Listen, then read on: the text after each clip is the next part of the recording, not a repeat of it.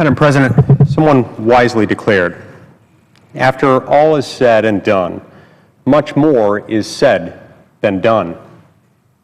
A lot has been said in the well of this chamber this week. Unfortunately, not much has been done.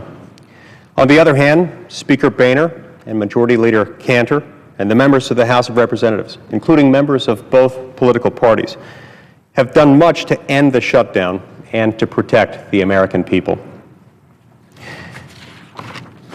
The House has passed bills that would fund veterans' benefits and fund the National Institutes of Health. The House has also approved measures to make sure our National Guard gets paid and to keep our national parks open. The House funded WIC, the program that provides health care and nutrition for low-income women and their children. And the House has funded FEMA. All of these bills have, moreover, been passed with significant bipartisan support in the House of Representatives. At the risk of overstating it, I'm still, frankly, stunned at what we're hearing from some of my colleagues. It's difficult for me to understand their objections to passing these bills in the Senate. First, none of these bills is controversial, not one of them. The bills provide funding for non-controversial things like veterans' disability payments, the GI Bill, and cancer research.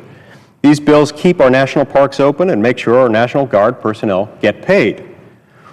There are many things on which Republicans and Democrats disagree, but whether or not to take care of our veterans should not be one of them. And last I checked, it's not one of them. Second, the President himself asked Congress to do this. Republicans in the House took the President at his word and acted immediately to draft bills that would make sure his priorities and the nation's priorities would receive funding. In response, Senate Democrats said that this plan to fund veterans, national parks, and other priorities was unserious. They said Republicans were playing games. And the biggest head-scratcher of them all, the President issued a veto threat for bills that fund the very things that he said he wanted funded. Why won't the President and why won't Senate Democrats take yes for an answer? Why are they demanding that we have to fund everything?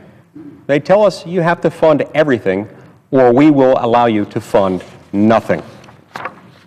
Third, all of these bills received significant bipartisan support in the House.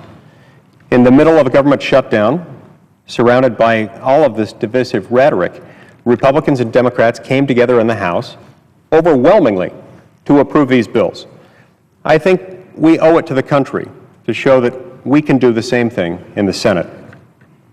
Fourth, this approach, the approach that has been advocated by the House of Representatives, represents a path forward that was first introduced by none other than the distinguished Senate Majority Leader himself. On Monday afternoon, Senator Harry Reid asked for unanimous consent to pass a bill that ensured that our active duty military personnel would be paid in the event of a government shutdown.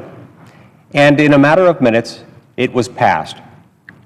I asked my friends across the aisle, was Senator Reid playing games? Was that unserious? Of course not. So why is it unserious when we try to fund veterans' disability payments or cancer research or the National Guard or national parks? Why is it all of a sudden playing games to keep our national parks open? What exactly has changed since Monday? Why can we come together to pass a bill funding military pay, but not to fund veterans' disability payments? And finally, none of these bills have any connection to the implementation of Obamacare. I understand that my friends across the aisle support that law despite its numerous and harmful failings. I understand they want to protect it. But none of the bills that we're considering relates in any way to the implementation of Obamacare. I'm concerned that my friends across the aisle cannot see this law for what it is and what it is already doing to American families all across the country. And now the government is shut down because Democrats refuse to work with us to do anything to protect the American people from the harmful, potentially devastating effects of Obamacare. They won't even consider passing bills to fund veterans' benefits, cancer research, or national parks unless Obamacare is fully funded and fully implemented. We have an obligation to address the negative effects of this law, but the Democrats refuse to negotiate. The President has issued a veto threat on funding for things that he himself asked Congress to fund because the bills don't include Obamacare funding, even though the programs funded in these bills have nothing to do with Obamacare. I fear that the Democrats are now simply the Obamacare party. It is the only thing that matters to them, even though it is hurting people throughout the country already and threatens to do so far more in the coming months.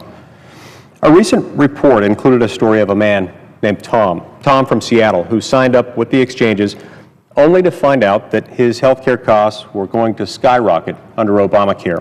I'll quote from the story. Tom of Seattle, who is self-employed, said, "My premiums would increase approximately 61%.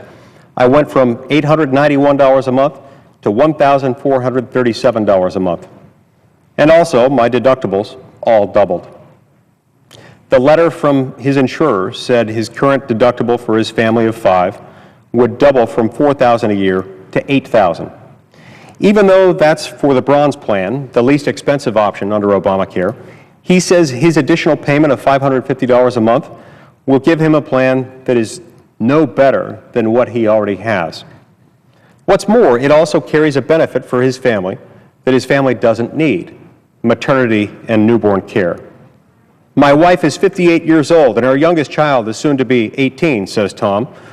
"We'll be having no more children. That is a benefit that we would never purchase, nor need, or be able to use." These are the kinds of people we're trying to protect from this law. This is just one story among many stories.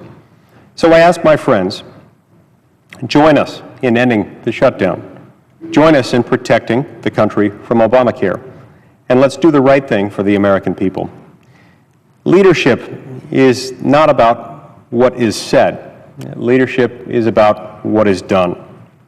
And so I invite my colleagues to join House Speaker Boehner and Majority Leader Cantor and the other House members who are leading, and they're leading by doing.